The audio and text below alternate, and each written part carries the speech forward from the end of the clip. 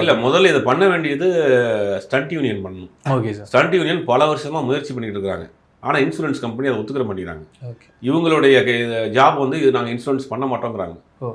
இதுதான் சிக்கல் அங்கே. இப்போ பல வருஷமாக வந்து அந்த ஸ்டண்ட் யூனியன் முயற்சி பண்ணுறாங்க எல்லாருக்கும் இன்சூரன்ஸ் போடணும்னு. இப்போ பத்திரிகையாளர் சங்கத்தில் இன்சூரன்ஸ் இருக்குது. ஓகே. பிஆர்ஓ யூனியனுக்கு இன்சூரன்ஸ் இருக்குது. எல்லாம் அவங்க போட்டுக்குவாங்க. ஏதாவது கம்பெனியோட டைப் பண்ணி போட்டுக்குவாங்க, அவங்க கட்டிடுவாங்க. ஆனால் இவங்களுக்கு வந்து இன்சூரன்ஸ் கம்பெனி இன்சூரன்ஸ் போட மாட்டேங்கிறாங்க. அதுதான் ஒரு சிக்கல். இதுக்கு ரஞ்சித் என்ன பண்ணுவார், அந்த அவங்களே ட்ரை பண்ணிட்டு இருக்காங்க.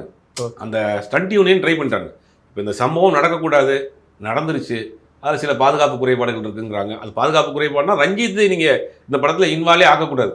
ஓகே. இது முழுக்க ஸ்டண்ட் மாஸ்டருடைய வேலை. இப்போ நான் டேரக்டர்னா எனக்கு ஒரு ஸ்டண்ட் சீக்வன்ஸ் எடுக்கணும்னா ஸ்டண்ட் மாஸ்டர் கூப்பிட்டு எனக்கு இந்த மாதிரி ஒரு சேசிங் வேணும், இந்த மாதிரி ஒரு பைக் சேசிங் வேணும், இங்கே ஒரு பாம் பிளாஸ்ட் வரணும், இங்கே வந்து ஒரு வால் சட்டை வேணும்னு நான் கேட்பேன் ஒரு ஸ்டண்ட் மாஸ்டர்கிட்ட. அவர் ஓகே அப்படின்னு சொல்லி நம்ம டிஸ்கஸ் பண்ணிவிட்டு அவர் தான் எடுப்பார். முழுக்க அந்த சீனை எடுத்து டைரக்ட் பண்ணுறதே ஸ்டண்ட் மாஸ்டர் தான்.